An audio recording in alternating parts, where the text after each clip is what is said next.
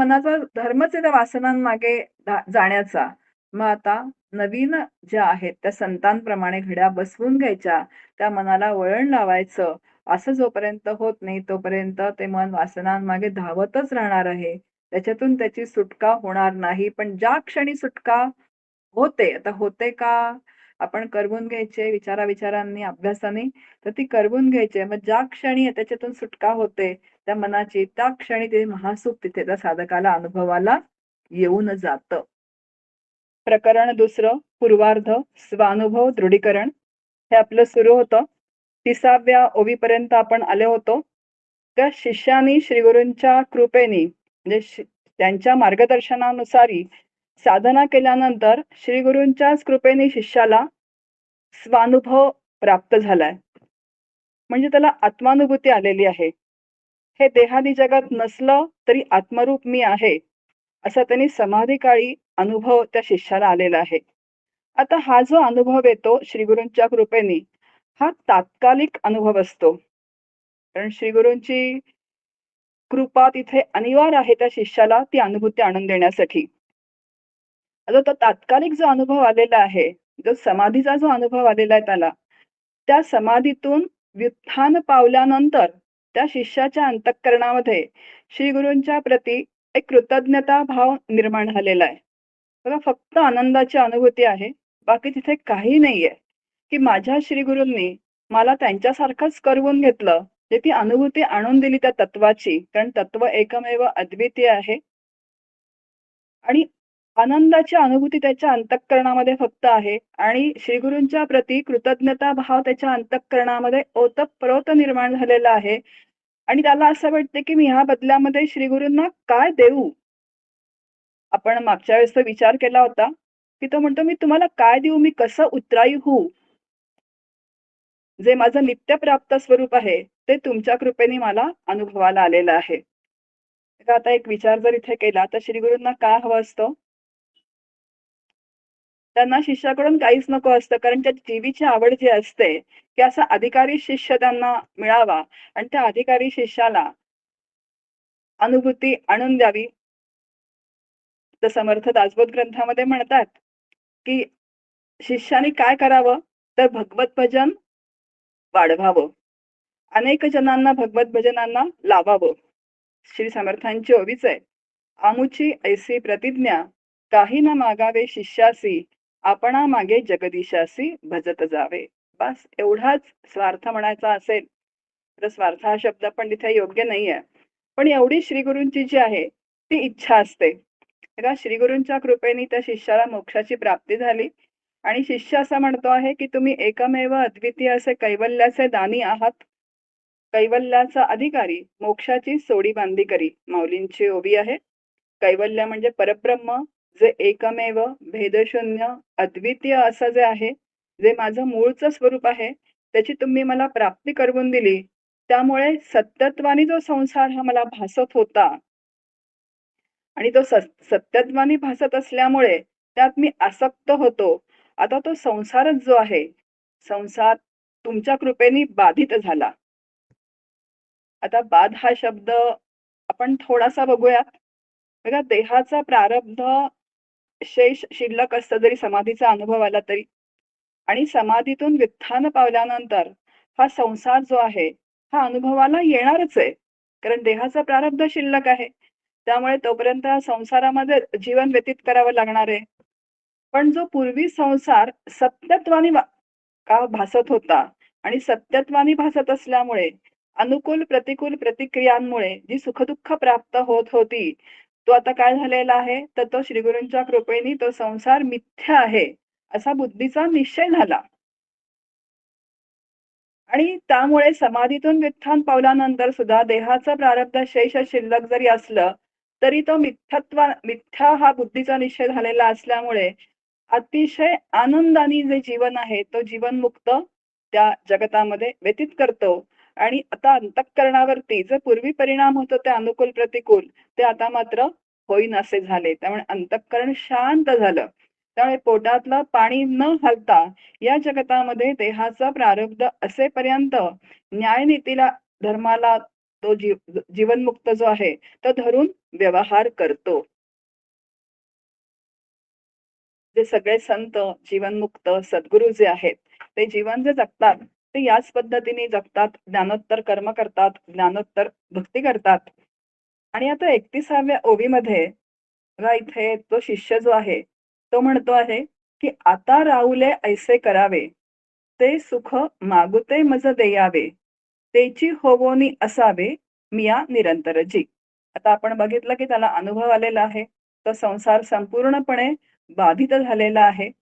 पण आता तो शिष्य असं म्हणतोय, की हा अनुभव जो आहे, हा दृढ, अपरोक्ष, अपरिवर्तनीय होण्यासाठी माझी तुम्हाला एक प्रार्थना आहे. तो म्हणतो, "तुमच्या शक्तिपाताच्या सामर्थ्याने मला अपरोक्ष अनुभव मिळाला. म्हणजे साक्षात मी ते ब्रह्म आहे, अशी अनुभूती मला आली. पण तो फार तात्कालिक होता आणि तात्कालिक असल्यामुळे कसं आहे, की परत वित्थान पावल्यानंतर ह्या मायेचा प्रभाव असा असतो, की जर साधना जर चालू ठेवली नाही, म्हणजे समाधीचा अनुभव आल्यानंतर सुद्धा म्हणून सगळे संत बघा साधना करतायत त्यांना अनुभव आल्यानंतर सुद्धा. एकनाथ महाराज रोज कीर्तन करत होते.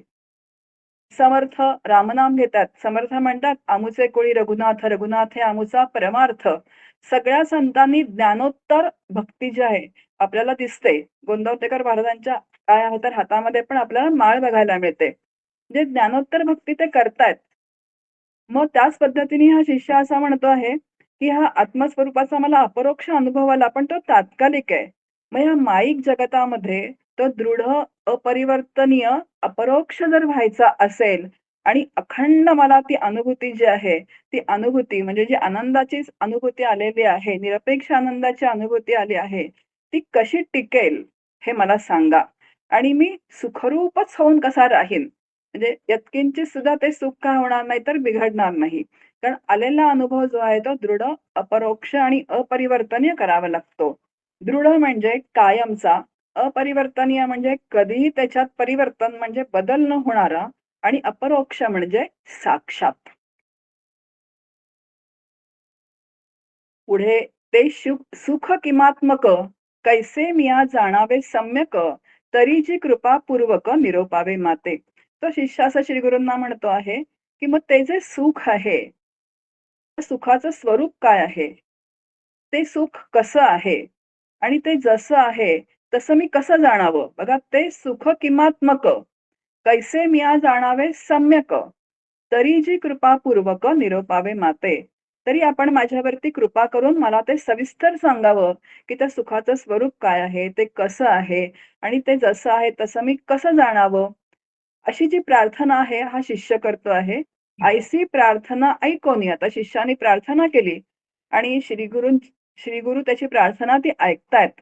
आता श्री गुरु जे आहेत बघा, आता शिष्याला मुळात त्यांनी अनुभूती आणून दिलेली आहे. बघा सोलिव सुख नावाचं जे समर्थांचं प्रकरण आहे, त्याच्यामध्ये श्री समर्थांनी कल्याण स्वामींना आपल्या समोर बसून ती सगळी जी प्रक्रिया आहे, ती प्रक्रिया कल्याण स्वामींकडून करवून घेतलेली आहे. आणि ती प्रक्रिया करवून घेतल्यानंतर मग कल्याण स्वामींना समर्थ असं म्हणतात, की आता तुझ्या प्रयत्नाने तू ह्या परत काय करता या स्थितीचा तू अनुभव घे. आता इथे तीच आहे जी स्थिती आपल्याला सोलिव सुखमध्ये बघायला मिळते, तीच इथे आपल्याला विवेक सिंधूमध्ये इथे श्री गुरु हा शिष्याला जो म्हणतो आहे, की मला ती स्थिती जी आहे, ती दृढ करून हवी आहे, तर तुम्ही सांगा. आता मुळात अनुभव आणून दिलेला आहे आणि आता श्रीगुरूंच्या अंतःकरणात त्या शिष्याविषयी काय प्रेम ओतप्रोत म्हणजे प्रेम निर्माण झालेलं आहे. आणि इथे एक उदाहरण दिलेलं आहे विवेक सिंधुकारांनी. "ऐसी प्रार्थना ऐकोनी श्री गुरु तोची कामधेनू" म्हटलेलं आहे श्री गुरूंना. "दुभे बोरसे दाटवनी शिष्य वच्छासी." म्हणजे ही वत्सरूप शिष्याची प्रार्थना श्री गुरूंनी ऐकली आणि कामधेनुरूप श्री गुरूंचा उपदेश रूप पाना भरभरून वाहू लागला. आणि शिष्याने कामना करता क्षणी ती श्रीगुरूंनी पूर्ण केली. बघा जर वासरू जेव्हा आपल्या आईजवळ जातं, म्हणजे गाईजवळ जातं, तर ते ढुशा मारतं आणि ते ढुशा मारले की गाईला पाना सुटतो. आता अगदी त्या पद्धतीने हा शिष्य जो आहे, तो कोण आहे? तो वासरू असं म्हटलेलं आहे आणि मुळातच श्रीगुरूंच्या जीवीची आवड काय असते? मोक्ष गुरु ज्याला म्हणतात ना, त्यांना प्रपंचातले अनेक शिष्यमंडळी जी आहेत, ती विचारायला येतात, की आमच्या समस्या सुटतील का वगैरे. त्या पद्धतीने ती उत्तरं पण त्यांना ते देतात. पण मुळात श्रीगुरूंच्या जीवीची आवड काय असते, तर शिष्याला त्याचं स्वरूप प्राप्त करवून देणं. त्याला मोक्ष गुरु असं म्हटलेलं आहे. त्या डॉक्टर काकांकडे मी आता गेले होते, तेव्हा डॉक्टर काका आता सध्या वयोमानापरत्वे देह थकलाय. मग ते अगदी शांत बसून असतात. कोणाशीही काही बोलत नाही. आता खूप जण नमस्कार करायला येतात, पण काका डोळे मिटूनच नमस्कार करतात आणि शांतपणे रामकृष्ण हरी म्हणतात. पण जर काही आपण प्रश्न विचारले, तर काका त्याची उत्तरं देतात. एक अशीच माझ्याबरोबर होती भगिनी. तिने काकांना एक प्रश्न विचारला आणि 5 मिनिटं काकांनी व्यवस्थित त्याचं उत्तर दिलं. आता ह्याच्यावरून काय आपल्या लक्षात येतं, की जे श्रीगुरु आहेत, ते आत्मज्ञानावर म्हणजे ब्रह्मस्थितीवर जे आरूढ आहेत, नवे-नवे तेच ब्रह्मस्वरूप झालेले आहेत त्यांच्या देहासह. मग आता या मिथ्या प्रपंचातले प्रश्न विचारणं त्यांच्या जीवीची आवड असू शकते का? मग आता जो शिष्य जो आहे, ज्याला आत्मज्ञान प्राप्त करून घेण्याच्या अंतःकरणामध्ये जिज्ञासा निर्माण झालेली आहे आणि त्या दिशेने तो प्रयत्न करतो आहे. मग त्याच्या प्रश्नांना उत्तर देणं ही त्यांच्या जीवीची काय आहे, तर ती आवड आहे. आणि त्यांनी 5 मिनिटं व्यवस्थित समाधान होईपर्यंत जी साधक जी होती, तर समाधान होईपर्यंत त्यांनी ते उत्तर तिथे दिलेलं आहे. आणि ह्यालाच इथे असं म्हटलेलं आहे, की जेव्हा वत्सरूप शिष्य जो आहे, तो श्री गुरूंच्या आवडीचं जे आहे, ते विचारतो एखादा प्रश्न किंवा त्याचं उत्तर त्या कामधेनू, गायरूप जी कामधेनू आहे श्रीगुरु, त्यांच्याकडून ते उत्तर मिळतं. मग काय बोलिला तो योगींद्रू, बारे तू पूर्ण चंद्रू, तुवा माझा बोध समुद्रू कैसा उल्हासिला. आता ही विनंती ऐकल्यानंतर तो योगींद्रू म्हणजे कोण? योग्यांचे सम्राट असलेले श्रीगुरु असं त्यांना म्हटलेलं आहे. की ते म्हणतात, श्रीगुरु शिष्याला म्हणतात, की "अरे, बारे तू पूर्ण चंद्रू, तू तर जिज्ञासेचा पूर्ण चंद्र आहेस." कारण त्याला अनुभूती त्यांनी आधी आणून दिलेली आहे. आणि त्यामुळे माझ्या बोधाच्या समुद्राला उधाण आलं आहे आणि हे तुझं कर्तृत्व आहे बरं का. कारण श्रीगुरु तर पूर्ण ब्रह्म झालेले असतात. पण त्यांना परत व्यावहारिक सत्तेमध्ये कोण आणतं? तर तो शिष्य आणत असतो. त्यांना ते प्रश्न विचारून, पारमार्थिक प्रश्न विचारून श्रीगुरु त्यांना व्यावहारिक सत्तेमध्ये आणत असतो आणि त्यांच्याकडनं ती उत्तरं जी आहेत, ती उत्तरं तो काढून घेत असतो. म्हणून तुझिये निर्मळ गुणांसी उपमा नाही काहीसी, तरी बोली जैल ते निज मानसी दृढ धरावे. तू कसा आहेस? तुझे निर्मळ गुणांसी. तू विवेक वैराग्यादी साधन चतुष्टयांनी संपन्न आहेस. उपमा नाही काहीसी. असा दुसरा सहसा आढळत नाही. कारण तीव्र मुमुक्षुत्व तुझ्या ठिकाणी आहे. आणि हे लक्षात घेऊनच मी तुला आता सांगतो आहे. आणि जे मी सांगतो आहे तू बुद्धीमध्ये साठवून ठेव आणि जे मी सांगतो आहे ते तू नीट काय कर तर लक्ष देऊन ऐक. पुढे म्हणतायत, "तुवा महासुख लादले, ते गुरु दीक्षा फळले, जे परब्रह्म अनुभवले, तुझ स्वानुभवेची पै." आता तुला आत्ताच जो महासुखाचा अनुभव आला, म्हणजे तुला मी एक तात्कालिक का होईना, पण त्या आनंदाची मी अनुभूती आणून दिलेली आहे. आणि तो कसा आला? तो श्रीगुरूंच्या अनुग्रह सामर्थ्याने आला. बघा आता इथे श्रीगुरूच बोलतायत. कारण श्रीगुरूंच्या अनुग्रहाचं ते सामर्थ्य असतं. शक्ती संक्रमण ते शिष्यामध्ये करतात. कारण कसं असतं एक तर श्रद्धा, जेव्हा शक्ती संक्रमण करतात आणि जेव्हा एक क्षण का होईना शिष्याला अनुभव येतो, की हे देहादी जगत नसताना सुद्धा आत्मरूप मी आहे. तेव्हा त्याची त्या तत्वावरती श्रद्धा बसते, की अरे असं काहीतरी आहे. आणि मग ती जी ओढ लागते त्या अंतःकरणाला आणि त्या ओढीतून मग अभ्यास होतो, परोक्ष ज्ञान समजावून घेणं होतं, साधना जी आहे ती साधना तीव्रतेने करणं होतं आणि मग त्या तत्वाची जी अनुभूती आहे तात्कालिक, ते श्रीगुरु जे आणून देतात. म्हणून इथे श्रीगुरु असं म्हणतात, की जे अनुग्रह सामर्थ्य आहे, त्या अनुग्रहाच्या सामर्थ्याने तुला तो अनुभव आलेला आहे. ब्रह्म हे तुझंच स्वरूप आहे आणि त्या तुझ्याच स्वरूपाचा तू अनुभव घेतलेला आहे. तो कोणी कुठून कोणाला आणून देत नाही, पण तो श्रीगुरूंच्या कृपेशिवाय येत नाही. हेही तितकंच खरं आहे. डॉक्टर काका नेहमी म्हणतात, की श्रीगुरू काही आपल्या खिशातून काढून शिष्याला काही वेगळं देत नाहीत. तर काय देतात? तर त्याचंच नित्यप्राप्त स्वरूप आहे. ते प्राप्त करून देतात पण ते श्रीगुरूंच्या कृपेशिवाय मात्र होत नाही. आता सूर्य जो आहे तो आहेच. त्याच्यावरती ढग आले की सूर्य दिसत नाही. अगदी त्या पद्धतीने तो आत्मस्वरूप जे आहे प्रत्येकाचं जे आहे आतमध्ये आत्मज्ञान ज्याला आपण म्हणतो ते आहेच. पण आता अज्ञानामुळे ते प्रत्येकाला अनुभवाला येत नाही. मग हे अज्ञान काढण्याचं काम जे आहे ते श्रीगुरु सांगतात. कशा पद्धतीने सांगतात? नाम, ध्यान, तत्वज्ञान एखाद्या ग्रंथाचा अभ्यास करायला सांगतात आणि हळू-हळू त्याच्याकडून तशी साधना करवून घेतात आणि मग जसं-जसं अज्ञानाचा निराश होत जातो, तसं ते ज्ञान जे आहे ते ज्ञान प्रगट होत राहतं. म्हणून इथे श्रीगुरु असं म्हणतात, की ते कोणी कोठून कोणाला आणून देत नाही, तर ते नित्य प्राप्तच आहे. जेथ मनासी नाही सौरसू, वाचेसी कैचा प्रवेशू, जो भेटला स्वयंप्रकाशू तुझ ब्रह्मानंदू. आता ज्याचा अंतःकरणाला बोध होत नाही, त्याविषयी वाणी काहीच बोलू शकत नाही. बघा अंतःकरणाला बोध होतो का? अंतःकरणाचा लय व्हावा लागतो. अंतःकरणाला अचेतन जड अंतःकरणाला ज्ञानस्वरूपाचा बोध होत नाही. म्हणून त्याविषयी वाणी काही बोलू शकत नाही. उलट ज्याच्या सत्तेवर वाणी बोलते. केनोपनिषद म्हणतं, "यन मनसा न मनुते" अशी श्रुती आहे केनोपनिषदामध्ये. किंवा मनाला मन पण ज्याच्यामुळे आहे. असं जे तत्व स्वयंप्रकाश तत्व जे आहे, जे आनंदरूप ब्रह्म आहे, त्याचा तुला अपरोक्ष अनुभव आला. जे स्थूळ न रोड. आता ते ब्रह्मतत्व कसं आहे? याविषयी सांगताना इथे ते श्रीगुरू असं म्हणतात, की ते ब्रह्म स्थूल नाही, रोड नाही, ठेंगणं नाही, नंतर बुटकं नाही, उंच नाही. का बरं? हे कशाचे धर्म आहेत? तर हे देहाचे धर्म आहेत. लठ्ठ देह असतो, काटकोळा देह असतो. उंची आपण म्हणतो हा बुटका आहे, हा उंच आहे. हे सगळे शरीराचे धर्म आहेत. पण ब्रह्माला शरीर आहे का? त्याला शरीर नाहीये, ते अशरीरी आहे. त्याला असं उपनिषद म्हणतं, ते अशरीरी आहे, ते निरवयव आहे. त्यामुळे त्याला काय आहे तर कुठलेही शरीराचे धर्म नाहीयेत. मग ब्रह्म हे कशामध्ये राहतं? तर शरीरामध्ये राहतं. पण शरीरात राहून ते अलिप्त असतं. आणि ते कसं आहे? आनंदरूप आहे. ते सुखरूप आहे.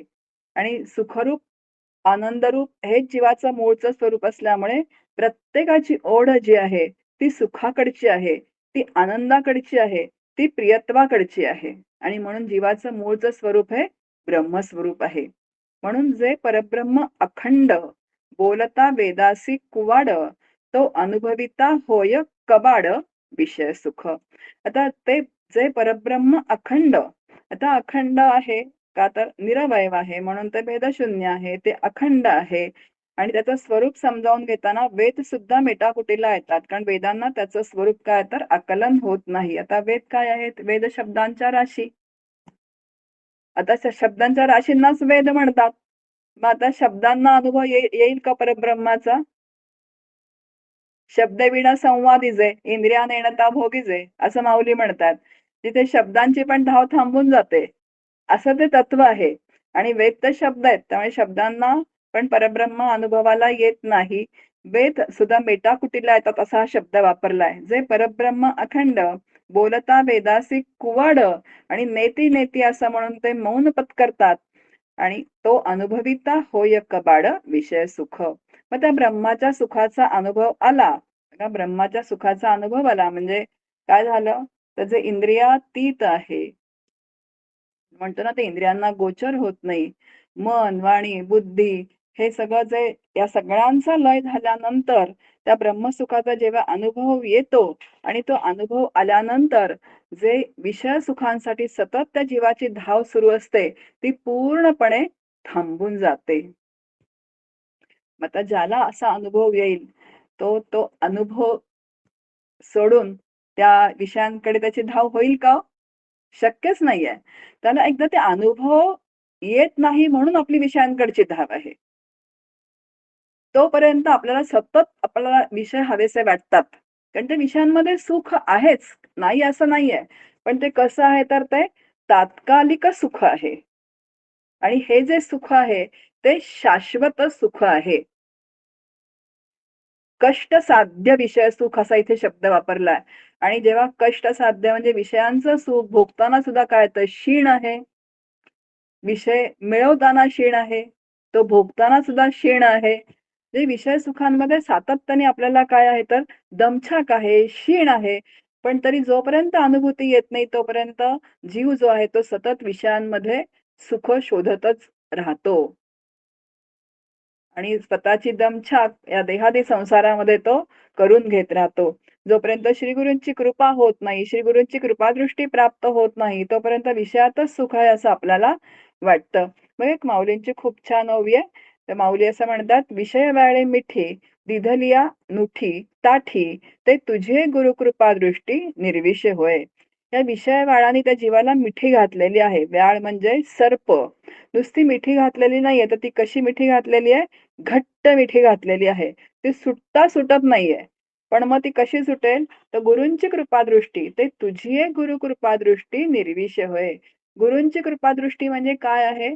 ते विषय जे सत्यत्वाने आपल्याला भासतायत आणि सत्यत्वाने भासत असल्यामुळे आपण सतत विषयांच्या मागे धावतो आहोत. तर त्या विषयांमधलं मिथ्यत्व जे आहे ते आपल्याला श्रीगुरु दाखवून देतात. बघा विषय व्याळ, व्याळ म्हणजे सर्प आहे. आता सर्प कसा आहे तो विषारी आहे. आता आपण बघितलेलं आहे की गारुडी आता इतक्यात येत नाहीत, पण गारुडी नागपंचमी आली की एखादा गारुडी येत आता दिसतो सध्या. आमच्या लहानपणी खूप गारुडी यायचे ते सर्प घेऊन.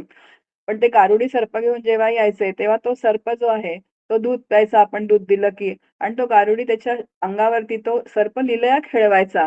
असं लहानपणी आम्हाला वाटायचं की हा विषारी सर्प, या गारुड्याला भीती नाही का वाटत? जर चावला-बिवला तर? मग असं आपण विचारल्यानंतर तो गारुडी म्हणायचा, की "अहो याचे दात काढलेले आहेत." आता विष कशामध्ये असतं? तर त्या सापाच्या दातामध्ये असतं. जर दातच काढले, तर ते विष तिथे राहतच नाही म्हणजे ते शक्यच नाहीये. मग तो लीला छान अंगावरती खेळवतो. अगदी त्या पद्धतीने श्रीगुरु जे आहेत, त्या शिष्याला ज्ञानदृष्टी प्रदान करतात आणि या विषयांमधलं जे मिथ्यत्व आहे, ते मिथ्यत्व दाखवून देतात. मग त्या विषयांमधलं मिथ्यत्व कळल्यानंतर ते विषय जरी असले, विषयांमध्ये लोळे, परी विषय संगे न मिळे. तो जीवनमुक्त जो असतो विषयांमध्ये लोळताना दिसतो. पण ते विषय त्याच्यात अजिबात लिप्त नसतात. तो अलिप्त असतो त्या विषयांपासून. मग असं श्रीगुरूंच्या कृपेने ही कृपादृष्टी शिष्याला जर प्राप्त झाली, तर त्या विषयांचं मिथ्यत्व कळतं आणि विषय मात्र त्याला त्रास देत नाहीत. ज्याच्या लक्षात येतं, की विषयांमध्ये सुख देण्याचं सामर्थ्य नाही, तर जेव्हा आपण विषय भोगतो, तेव्हा विषय भोगकाली विषयांच्या निमित्ताने आत्मसुख प्रगट होतं. हे जेव्हा त्याला श्रीगुरूंच्या कृपेने कळायला लागतं, तेव्हा विषय कितीही जरी आले, अनुकूल विषय आला तरी रामकृष्ण हरी, प्रतिकूल विषय आला तरी रामकृष्ण हरी, अशी त्याची एक स्थिती होऊन जाते. आणि विषय कसा आहे तो भगवद्गीता सांगते आपल्याला, की ते आगमापायी आहेत. ते येणारे, टिकणारे आणि जाणारे आहेत. आणि जे येणारं, टिकणारं, जाणारं असतं ते मिथ्या असतं आणि मिथ्या वस्तू कधीही आपल्याला शाश्वत सुख देऊ शकत नाही. आता इथे काय आहे? विषय भोग्य आहेत, भोगणारा भोगता आहे आणि भोग, विषयांचा भोग जो घेतो तो. जिथे त्रिपुटी आहे आणि संपूर्ण देहादी जगत जे आहे हे त्रिपुटीवर चाललेलं आहे. असंख्य त्रिपुटी आहेत. ध्याता, ध्यान, ध्येय, द्रष्टा, दृश्य, दर्शन अशा त्रिपुटींची जर आपण एक यादी काढली तर खूप मोठीच्या मोठी यादी निघेल. कारण हा देहादी जगताचा व्यवहारच सगळा कशावरती चालतो तर त्रिपुटीमध्ये चालतो. आता तुकोबांचा अभंग आठवा. सांडिली त्रिपुटी दीप उजळला घटी. ही त्रिपुटी जी आहे, ही त्रिपुटी आमची संपूर्ण लयाला गेली आणि त्यामुळे आतमध्ये दीप उजळला. म्हणजे आम्हाला ब्रह्मसुखाची जी आहे ती काय झालेली आहे, तर ती प्राप्ती झालेली आहे. म्हणून इथे श्रीगुरु असं म्हणतायत, की "अरे हे जर सुख तुला प्राप्त झालं, तर विषयांमधलं सुख, विषयांच्या सुखाची धावच सगळी थांबून जाईल." तर इथे आत्मस्थितीचं वर्णन पुढे 40व्या ओवीपासून करतात. "जेथ निद्रा ना जागणे, जेथ करणे ना भोगणे, जेथ सुखाते चाखणे, आपण पाची." आता ह्या आत्मस्थितीमध्ये काय आहे? तर झोपही नसते, जागही नसते, कशाचं कर्तृत्वही नसतं, कुठला भोगही नसतो आणि फक्त सुख. असेलच भोग तर कसला? तर फक्त सुखच जणू सुखाला भोगतं. कारण त्रिपुटीच नसते. भोगता नसतो. तो भोगता जो असतो तो संपूर्ण कशाशी एकरूप झालेला असतो? त्याचा भोग घ्यायचा, त्याच्याशी एकरूप झालेला असतो असं म्हटलं तर. आता भोगण्याचा विषय काय आहे इथे? तर ब्रह्मसुख हा भोगण्याचा विषय आहे. आता तोच तेच होऊन जातो. एक नेहमी दृष्टांत दिला जातो. मिठाची बाहुली जर पाण्यात पडली, तर ती काय होईल हो? ती स्वतःचं तिला अस्तित्व शिल्लक राहील का? ती पाणीरूपच होऊन जाईल. अगदी त्या पद्धतीने जो ब्रह्मसुखाचा जेव्हा अनुभव येतो, त्या अनुभवकाळी जो आहे, तो काय तर तो द्रष्टा जो आहे, तो जीवात्मा जो आहे, तो स्वतःच्या स्वरूपाशी एकरूपच होऊन जातो. मग भोग कशाचा घेणार? वेगळेपणाने तिथे भोग सिद्धच होत नाही. आणि म्हणून तिथे त्रिपुटी काय? त्रिपुटी तिथे नसते. म्हणून मी तू हे कडसणी, जेथ नाही खोडी खावणी, तिये परमनिर्वाणी लीनू झालासी तू. बघा, मी तू हे कडसणी. म्हणजे त्या अवस्थेमध्ये मी आणि तू या विरोधाचा संबंध नसतो. मी तूपण गेले वाया, पाहता पंढरीच्या राया. किंवा मी तूपणाची झाली बोलवणं, एका जनार्दनी श्री दत्त ध्यान, हे आपल्याला माहिती आहे. मग ज्याच्याशी एकरूप झालाय, तिथे द्वैतच संपुष्टात आलाय. तिथे मी आणि तू कुठला राहिला? मी आणि तू हे कसं असतात? तर सापेक्षतेने असतात. तिथे एकमेव अद्वितीय परब्रह्म जर आहे, तर तिथे तिथे सापेक्षताच नाहीये. मग तिथे द्वैतच शिल्लक नाहीये. फक्त अद्वैताची तिथे अनुभूती आहे. मग जिथे अद्वैताची अनुभूती आहे, तिथे कामक्रोधांचा उपद्व्याप नाही. इथे जसं म्हटलं, जेथ नाही खोडी खावणी, तिये परमनिर्वाणी लीनू झालासी तू. तिथे द्वेष मत्सराचं खाजवणं नाही किंवा त्या सर्वांचं अंतिम तत्वात हे शिष्या तू लीन झालास, त्याच्याशी एकरूप झालास. आता जिथे मत्सर आहे, तिथे काय आहे तर 2 आहेत. आता मत्सर करणार आहे, ज्याचा मत्सर करायचा तो आहे, म्हणजे द्वैत आहे. द्वेष करायला पण दोघं जण लागतात. काम, क्रोध. आता क्रोध आला म्हणजे तिथे क्रोध पण काय, तिथे तर द्वैत आहे. मग तिथे अद्वैताचीच अनुभूती आली आहे. तर तिथे हा कुठलाही द्वैताचा प्रांत जो आहे, तो तिथे राहिलेला नाहीये. त्या तत्वाशी तू एकरूप झालेला आहेस. तिये परमनिर्वाणी लीनू झालासी तू. कल्पनेचे आभाळ जेथ विराले एकेची हेळ, ते चिदाकाश निर्मळ तुझ प्रकाशले. मग आता इथे काय झालेलं आहे तुझ्या बाबतीत? मग त्या ज्ञानरूप गगनाच्या आकाशात तुझ्या संकल्प विकल्पांचे ढग पूर्ण विरून गेले आणि त्या चित गगनाचा तुला आता अनुभव आलेला आहे. आता संकल्प विकल्प पण कुठपर्यंत? जोपर्यंत मन आहे तोपर्यंत. आता मनाचं मनपणच जर इथे संपलं, त्याला इथे म्हटलेलं आहे, कल्पनेचे आभाळ जेथ विराले एकेची हेळ.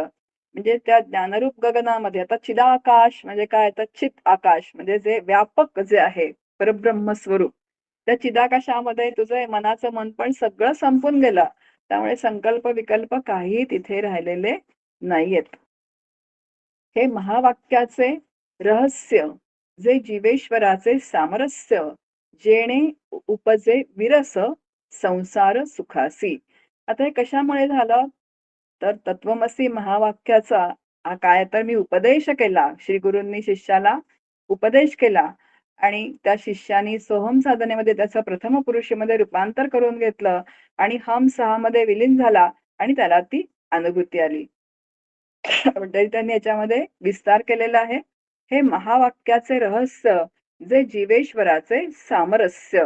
बघा, जीव आणि ईश्वराचं काय झालं तर जीव आणि ईश्वर हे वेगळेपणाने राहिलेच नाही. आता जीव हा त्रिगुणांचा आहे, ईश्वर हा शुद्ध सत्वगुणाचा आहे. आता त्रिगुण म्हणजे अविद्या. आता जीवाची अविद्या ही उपाधी जी आहे ती पूर्णपणे निघून गेलेली आहे. आता बघा, पुढे साधन मार्ग जो आहे ना, तो साधनेचा विचार पुढच्या प्रकरणांमध्ये हा संपूर्ण येणार आहे. पण आता ही पहिली प्रकरणं जी आपण बघतोय, त्याच्यामध्ये आपण म्हणतो ना, आधी उपक्रम आणि उपसंहार. तर कधी-कधी उपसंहारातले काही विचार याच्यामध्ये दिलेले असतात. म्हणजे साध्य जे आहे, त्या साध्याविषयी सांगितलेलं असतं आणि मग पुढे ते साध्य प्राप्त कसं करवून घ्यायचं, याचा विस्तार पुढे ग्रंथामध्ये, म्हणजे साधनेचा जो विस्तार आहे, विचाराचा जो विस्तार आहे, त्या पुढे ह्या ग्रंथामध्ये तो केलेला आहे.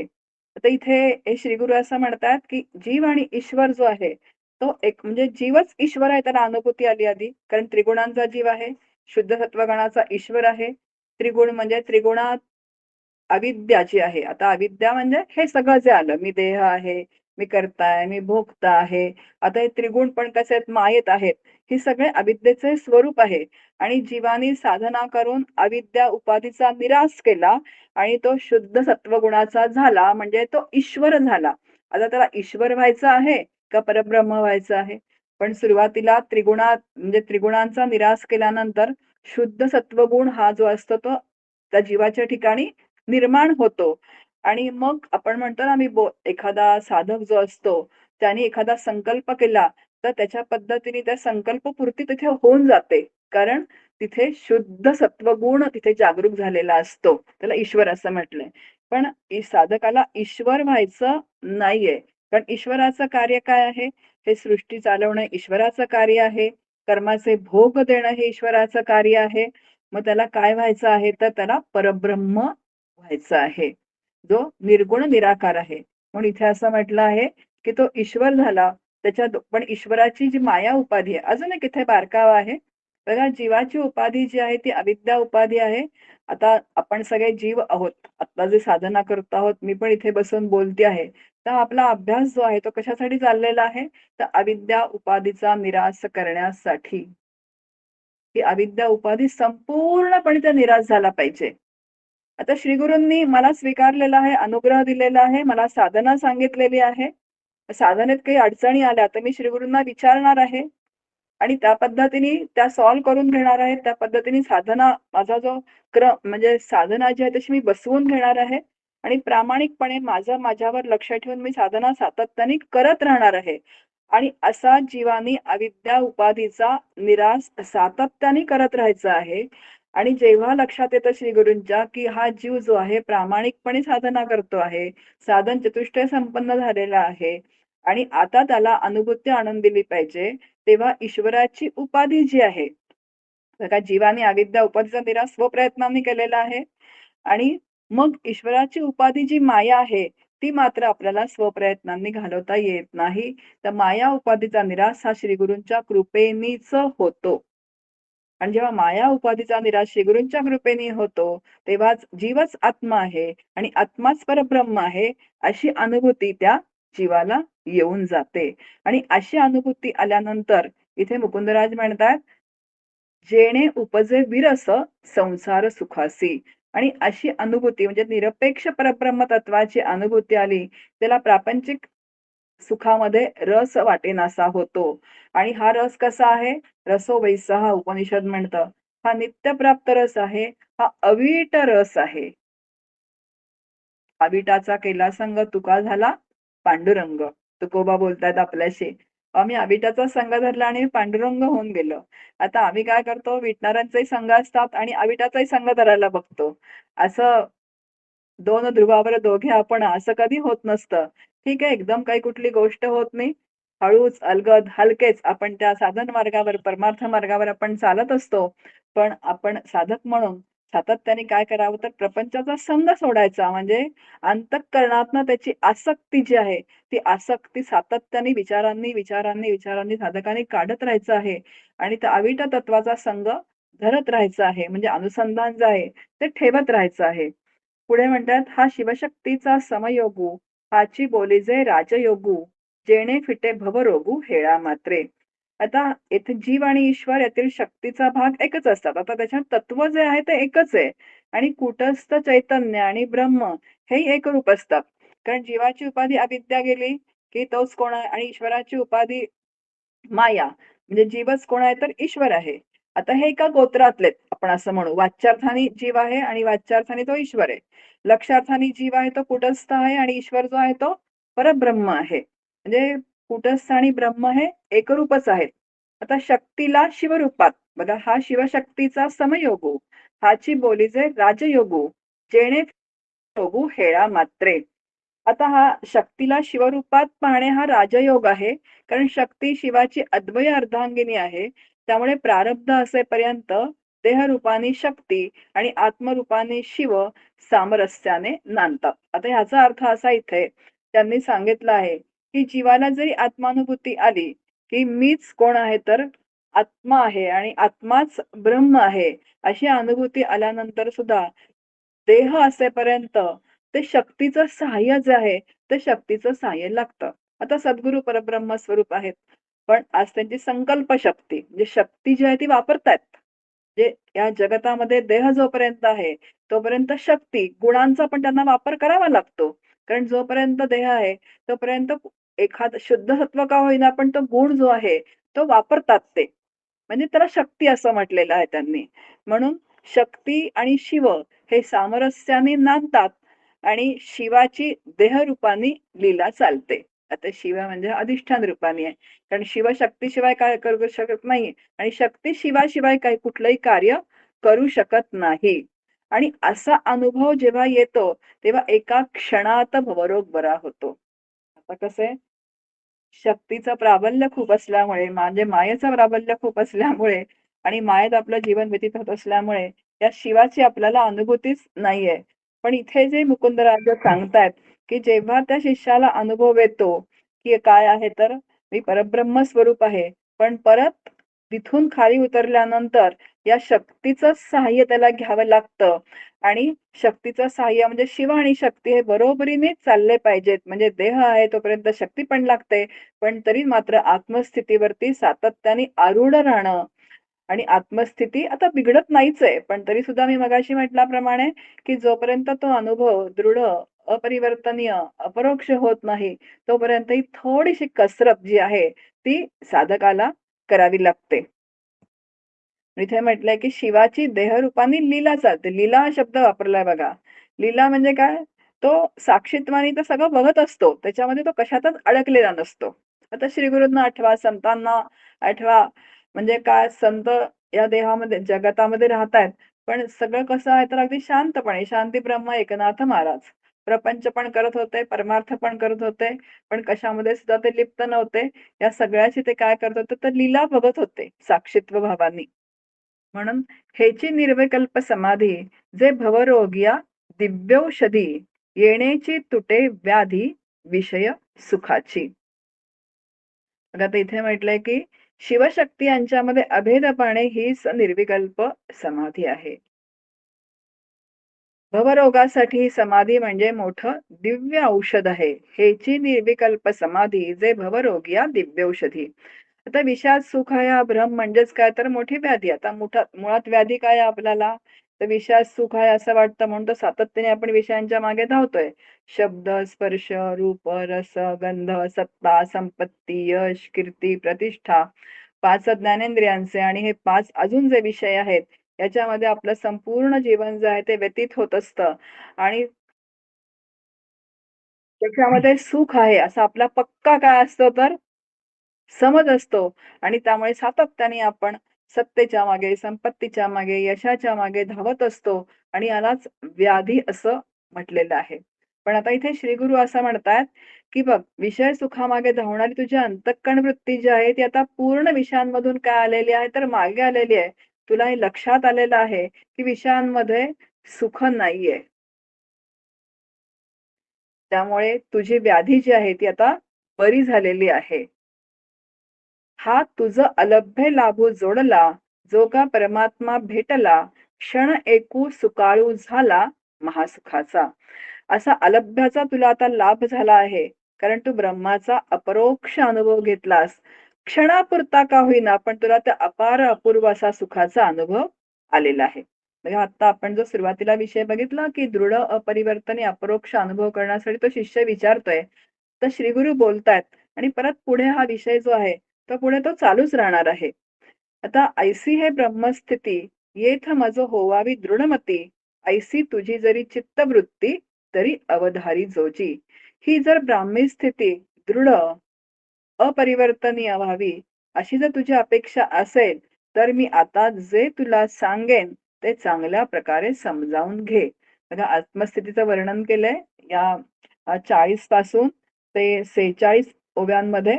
आता श्रीगुरु असं म्हणतात, की जो मी तुला अनुभव आला तो अनुभव दृढ आणि अपरिवर्तनीय असा जर तुला व्हावा वाटत असेल, तर मी जे तुला सांगतो आहे ते तू आता व्यवस्थितरित्या समजावून घे. म्हणजे आता इथून पुढे ते ब्राह्मी स्थिती दृढ होण्यासाठी शिष्याला उपदेश करतायत. तरी इये विषयी असो उपावो, जेणे होय स्वरूपी सद्भावो, तोची धरी येरू सांडिवावो मिथ्या भ्रमू. बघा तरी इये विषयी असं उपावो. आता मी जे तुला सांगेन, काय सांगतोय? की जेणे होय स्वरूपी सद्भावो. त्यामुळे तुझ्या स्वरूपाच्या ठिकाणी तुझी बुद्धी अगदी स्थिर राहील. तोची धरी येरू सांडी वावो. आणि ते माझं सांगणं जे आहे तू अगदी जपून ठेव. त्याचा विसर पडू देऊ नकोस. आणि बाकीचे भ्रमरूप ज्ञान जे आहे बघा, तेची धरी येरू सांडी वावो मिथ्या भ्रमू. बाकी भ्रमरूप ज्ञान झटकून दे आणि आतापर्यंत जे जे तू ऐकलं आहेस ते पूर्णपणे विसरून जा. आता तो अनुभव दृढ व्हायचा असेल तर मी जे काही सांगतो आहे ते तू व्यवस्थित स्थिर बुद्धी करून ऐक. आता काय सांगतायत श्री गुरु त्या शिष्याला? ते असं म्हणतात, "तू विषयांमध्ये आसक्त राहू नकोस. तू विरक्त हो. ईश्वराची अनन्य भावाने उपासना निष्काम बुद्धीने कर आणि तुझी अंतःकरण वृत्ती अंतरात्म्याच्या अनुसंधानात सातत्याने ठेव." बघा, तो विषय जो आहे, आता परत-परत तोच विषय येतो, पण परत-परत तो समजावूनही घ्यावा लागतो. पण परमार्थामध्ये हा पुनरावृत्ती हा दोष मानला जात नाही. आता त्याला अनुभव आलेला आहे. पण परत श्री गुरु त्या शिष्याला असं सांगतायत, "हे बघ, तुला हा अनुभव दृढ जर करायचा असेल, तर आता विषय जगतामध्ये असतात आणि जगतामध्येच देह देह असेपर्यंत त्याला जगावं लागणार आहे, जरी समाधीतून व्युत्थान झालं तरी सुद्धा. त्यामुळे विषयांकडची विषय असल्यामुळे त्या विषयांची विषयी विरक्ती निर्माण झाली पाहिजे. आता ही विरक्ती निर्माण झाली आणि त्याला झालेली आहे विरक्ती निर्माण, म्हणून तो अनुभव दिलेला आहे श्री गुरूंनी त्याला. पण तरी त्या विषय हे जसे आहेत ते मोह निर्माण करतात. बघा, विषयांचं स्वरूपच तसं आहे, की जर एखादा सुंदर विषय दिसला, तर पटकन आपण तिकडे आकर्षित होतो. अगदी त्या पद्धतीने जर आकर्षित झालं त्याचं मन आणि परत तो विषयांमध्ये गुंतला, तर परत ती स्थिती ढळण्याची तिथे शक्यता असते. म्हणून श्री गुरु त्याला सांगतायत, की विषय या जगतामध्ये राहणार आहेत, कारण विषय जगाला सोडून राहत नाहीत आणि त्यामुळे विषयांमध्येच तुला जीवन व्यतीत करावं लागणार आहे. त्यामुळे तू विषयांमध्ये आसक्त राहू नकोस. त्यांच्यापासून तू विरक्त हो आणि विरक्ती येण्यासाठी तू ईश्वराची उपासना सातत्याने करत राहा. तर ते अंतःकरण जे आहे ते अखंड ईश्वराच्या अनुसंधानात, त्या अंतरात्म्याच्या अनुसंधानात तू ठेव. जो श्रीगुरूचा अनुग्रहितो तेणे सेवावा एकांतू तेथ चिंतावा गुणातीतू परमपुरुषतो. आता ज्यांनी श्रीगुरूंकडून विधिवत अनुग्रह घेतलेला आहे, त्यांनी काय करावं? तर आपलं चित्त समाहित ठेवण्याचा अभ्यास करावा. जो श्रीगुरूचा अनुग्रहितो तेणे सेवावा एकांतू. आता एकांत म्हणजे काय करायचं? तर आपलं चित्त जे आहे ते सतत या विषयांपासून आवरण्याचा, बाहेर सगळा रजोगुणाचे आविष्कार, अभिव्यक्ती ज्या होत असतात, त्यांच्यापासून त्या अभिव्यक्तींपासून स्वतःला आवरण्याचा, म्हणजे चित्त जे आहे ते सातत्याने सत्वगुणावरती ठेवण्याचा, नंतर भगवंताशी जोडून ठेवण्याचा, नामाशी असेल, विचारांशी असेल, ध्यानाशी असेल, असा सातत्याने काय करायचं तर ते अनुसंधानात ठेवण्याचा प्रयत्न करायचा आणि वृत्ती लीन करण्याचा अभ्यास, त्या वृत्तींना धावू द्यायचं नाही बाहेर. वृत्ती लीन करण्याचा अभ्यास सातत्याने करत राहायचा. बघा, एखादा जर भूतकाळातला विचार अंतःकरणात जर उमटला, तर वृत्ती कशी होते? भूतकाळात निघून जाते. एखादा विचार अंतःकरणात भविष्यकाळाचा आला, तर वृत्ती भविष्यकाळात निघून जाते. आता वृत्ती वर्तमान काळात कधी नसतेच. मग या वृत्तींना आवरण्याचं कोणी काम करायचं आहे? बघा, जरी समाधीतून व्युत्थान झाल्यानंतर प्रमाण आपण म्हणू, की अगदी काय असेल तर 1% सुद्धा नसेल. पण तरी काही ना काहीतरी तिथे वृत्ती असल्यामुळे ते असतंच. जाणीव जी असते ती असतेच. मग त्या वृत्तींना आवरण्याचा अभ्यास त्या शिष्याला सुद्धा तिथे करावा लागतो. मग त्या भूतकाळातून वृत्तीला आणून कुठे बसवायचं? तर वर्तमान काळात बसवायचं. नंतर भविष्य काळाचं चिंतन करायला लागले, की तिला पण कुठे वर्तमानात आणून बसवायचं. एक तर विचारांनी आणून बसवायचं, नाहीतर अनुसंधान जे भगवंताचं आहे किंवा असा अभ्यास जो आहे, त्याने तिला काय जोडून ठेवायचं त्या अंतःकरण वृत्तीला. आणि एकांत म्हणजे आपण आता एकटं राहणं हे पण आहे, भोवती कोणी नसणं असंही आहे. कारण एकांतामध्ये मन शांत राहील असंही सांगता येत नाही. मग ह्याला पण एकांत म्हटलंय, की वृत्ती अखंड स्थिर ठेवणं हाही एकांतच आहे आणि भोवती कोणी नसणं हाही एकांतच आहे. पण भोवती कोणी असलं तरी चालेल एखाद्या वेळेस, पण वृत्ती मात्र कशी पाहिजे तर आपली आतून शांत पाहिजे. म्हणजे लोकांतात एकांत आपण म्हणतो, की लोकांतामध्ये राहून सुद्धा एकांत आपल्याला साधता आला पाहिजे. म्हणून समाहित अंतःकरण वृत्ती ठेवणं अत्यंत आवश्यक आहे. आणि असं केलं तरच वृत्ती आत्माकार होऊन तुझी राहील. आणि असं करता-करता एक दिवस मी एकटा आहे, याही जाणीवेचा काय होऊन जाईल तर अंत होऊन जाईल. बघा, त्याच्यामध्ये कशी प्रक्रिया सांगितलंय, की जेव्हा एक वृत्ती उठते, म्हणजे एक विचार जेव्हा येतो आणि त्याच्यानंतर दुसरी वृत्ती उठते अंतःकरणामध्ये. या 2 वृत्तींच्या मध्ये एक संधी असतो. तो संधी जर साधकाला पकडता आला तर अवघड आहे. एक दृष्टांत सांगते. बहुतेक पंचदशीमध्ये तो आलेला आहे. आपण प्लॅटफॉर्मवर उभे असतो आणि ट्रेन जी आहे, ती ट्रेन आपल्यासमोर एखादी ट्रेन आपल्यासमोर फास्ट गेली. तर बघा डबे, डबे, डबे एकामागून दिसतात आपल्याला. पण डब्याच्या मध्ये एक छोटीशी आपल्याला गॅप दिसते, जेव्हा डबे जातात तेव्हा. मग तो ती इतकी पटकन जाते की दुसरा डबा येतो, की लगेच दुसरा डबा येतो. अगदी त्या पद्धतीने या वृत्ती ज्या आहेत त्या एकामागून एक, एकामागून एक, एकामागून एक उठत असतात. मग त्याच्यामध्ये असा संधी असू शकतो हेच आपल्या लक्षात येत नाही. पण जर साधकांनी जर व्यवस्थित त्या आपल्या अंतःकरणावरती लक्ष ठेवलं तर लक्षात येतं, की एक विचार आणि त्या विचारानंतर जो दुसरा विचार येतो त्याच्यामध्ये एक संधी असतो. तो संधी जर पकडता आला, तर अंतःकरण वृत्ती आत्माकार व्हायला खूप मदत होते. आणि मग हळू-हळू तो विचार जो आहे, तो विचार काय होतो, तर तो पण हळू-हळू नाहीसा व्हायला लागतो आणि जाणीवेचाही अंत होतो, असं इथे म्हटलेलं आहे. आणि हाच खरा एकांत.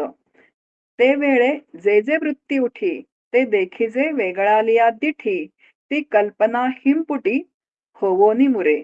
आता अभ्यास करताना अचानक वृत्ती आत्माकार होणं सोडून देतं आणि काय होतं, ती विषयाकार होऊन जाते.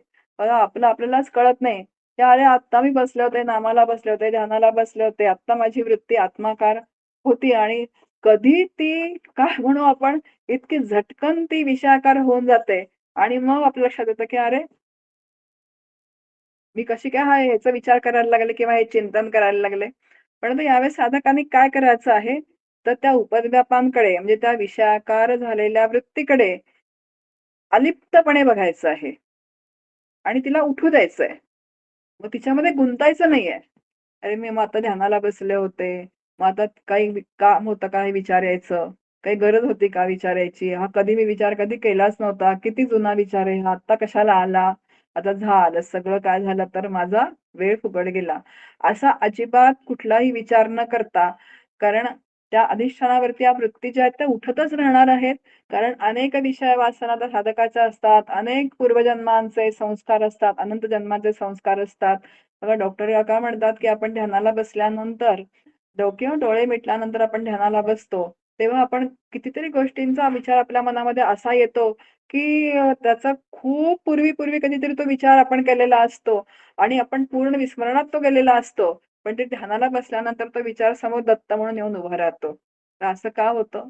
तर होतं काही अशुभ वासना असतात किंवा आपण इतके विचार करत असतो दैनंदिन जीवनामध्ये, की त्या विचारांना जागा मिळत नाही म्हणून ते येऊन तिथे दत्त म्हणून उभे राहतात. अशा अनेक त्याला काय आहेत तर कारणं आहेत. पण कुठलंही काही असलं तरी ते उपद्व्याप जे आहेत त्यांच्याकडे साक्षीत्व भावाने, अलिप्तपणाने त्या साधकाने त्यांच्याकडे बघायचं आहे. आणि असं जेव्हा तो बघतो, तेव्हा त्या विचारांना असं वाटतं, की आता हा साधक मला काही एंटरटेन करत नाहीये. मग तो विचार तिथल्या तिथे विरून जातो. त्या विचारांना आपण जर पुष्टी दिली, तर तो विचार अजून काय होतो तर तो अजून तो दृढ होतो, अजून तो बलवान होतो. बघा सातत्याने साधकांनी जे म्हणतात ना, की भूतकाळातल्या गोष्टी बोलू नये. आमच्या काळी असं होतं, आमच्या लग्नात असं झालं, आम्ही असं केलं, आम्ही तसं केलं, मी एवढं कमावलं. असं आपण एकाला सांगतो का हो? अनेक वेळेला अनेक जणांना नातेवाईक जमले, काही लग्न कार्य असेल किंवा मैत्रिणी भेटल्या. परत आपण तेच मागचे विचार बोलून दाखवतो आणि जी बंधनं आहेत ती अजून आपण घट्ट करत राहतो. आणि म्हणून साधकांनी प्रयत्नपूर्वक भूतकाळातले हे जे आपण काय म्हणू तर व्याप केला आपण तो. पण आता ते व्यापामध्ये जमा झालं आपण पुढे आलो. आता त्याचं स्मरण करण्याची काही आवश्यकता आहे का? त्याचं स्मरण अजिबात करू नये. आणि जेव्हा असं स्मरण होत नाही तेव्हा हळू त्या सगळ्या गोष्टी काय होतात तर विस्मरणात जातात आणि पूर्ण हळू त्या नाहीशा होतात. आणि मग अशा नाहीशा साधकांनी करायच्या आहेत, त्यांना परत स्मरण करायचं नाही. भविष्यकाळाची चिंता करायची नाही. असं जेव्हा आपण सातत्याने करत राहतो, आता भविष्यकाळ आहे, तो माझ्या हातामध्ये आहे का? नाहीये. जे ईश्वराच्या स्वाधीन आहे, ईश्वर जे करेल तो. ते जसं होईल तसं. त्याचीही चिंता करायची नाही. आणि असं जेव्हा करू, आता हे सगळं मायेचं स्वरूप आहे. मग आत्माराम ग्रंथामध्ये समर्थ म्हणतात, त्या जीवनमुक्ताच्या समोर ती माया उभीच राहत नाही. कारण तिला माहिती आहे, की या जीवनमुक्तावर काहीच फरक पडत नाहीये मी काय केलं तरी. भूतकाळ आणून उभा करा, नाहीतर भविष्यकाळची चिंता करा, नाहीतर काही प्रपंचामध्ये अडचणी येऊ देत. संपूर्ण जगत त्यांच्या विरुद्ध जाऊ देत. पण त्यांना काही फरक पडत नाही, कारण हे संपूर्ण मायामय आहे हा त्यांचा बुद्धीचा दृढ निश्चय झालेला असतो. म्हणून साधक जेव्हा अशी साधना करतो, तेव्हा ती माया त्याच्यासमोर अजिबात उभी राहत नाही. मनासवे धावता, न तुटे संसार वेथा, म्हणून येणेसी वेगळे होता, असे महासुख पै. म्हणून जोपर्यंत आता कधी होतं, जर मन वासनेनुसार त्या विषयामागे सतत धावतंय ना, तोपर्यंत या गोष्टी होत राहतात. म्हणून त्या मनाला आवरण्याचा अभ्यास सातत्याने करावा लागतो. त्या वासनेनुसार मन धावणारच आहे, पण त्याचा तो स्वभावच आहे. जन्म घ्यावा लागे वासनेच्या संगे. समर्थ बोलतात आत्मारामामध्ये, या मनाचे निसंगती, जन्म घेतले पुनरावृत्ती, माया माईक असोनी भ्रांती वरपडे झाले. या मनाच्या संगतीने मी जन्म घेतला आणि ती माया माझ्याही वरचढ झाली, त्या मनाच्या वरचढ झाली. खरं ती आहे माईकच आणि तीच मला काय होते तर सतत भिवभीती आहे. मग आता त्या मनाचा धर्मच आहे त्या वासनांमागे जाण्याचा. मग आता नवीन ज्या आहेत त्या संतांप्रमाणे घड्या बसवून घ्यायच्या, त्या मनाला वळण लावायचं. असं जोपर्यंत होत नाही तोपर्यंत ते मन वासनांमागे धावतच राहणार आहे. त्याच्यातून त्याची सुटका होणार नाही. पण ज्या क्षणी सुटका होते, आता होते का? आपण करवून घ्यायचे विचारांनी, अभ्यासाने, तर ती करवून घ्यायची. मग ज्या क्षणी त्याच्यातून सुटका होते, त्या मनाची, त्या क्षणी ते महासुख तिथे त्या साधकाला अनुभवाला येऊन जातं. म्हणून जो जो संकल्प उठी, न वचावे तयाची या पाठी, वळावी मागवती दिठी निरालंबी. म्हणून जेव्हा जेव्हा मनामध्ये साधकाच्या संकल्प जागा होईल, तेव्हा त्या प्रवाहात सापडायचं नाहीये. आता मन म्हणजे मी आहे का? तर मी म्हणजे मन नाहीये. मन कसं आहे तर अचेतन जड आहे. मग आता मन स्वाधीन कोणाच्या पाहिजे? तर जीवाच्या स्वाधीन मन पाहिजे. पण असा अनुभव आहे का आपला? आपण मनाच्या काय होतं तर मनाने काही प्रवाह निर्माण करावा आणि आपण त्या प्रवाहामध्ये वाहत जावं. असं काहीतरी होऊन जातं आणि म्हणून जीवानी मन ताब्यात ठेवायला शिकायचं आहे, की माझ्या ताब्यात मन आहे. जो मी विचार करेल तेच मन विचार करेल. आणि त्या मनाच्या साखळीमध्ये अजिबात अडकायचं नाहीये.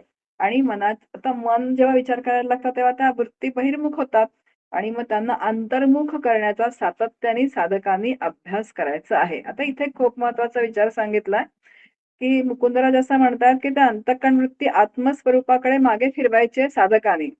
तिला मूर्तीचं किंवा नामाचं आलंबन द्यायचं नाहीये. तर ते शुद्ध जाणीवरूप आत्मस्वरूपात लीन करण्याचा अभ्यास करायचा आहे.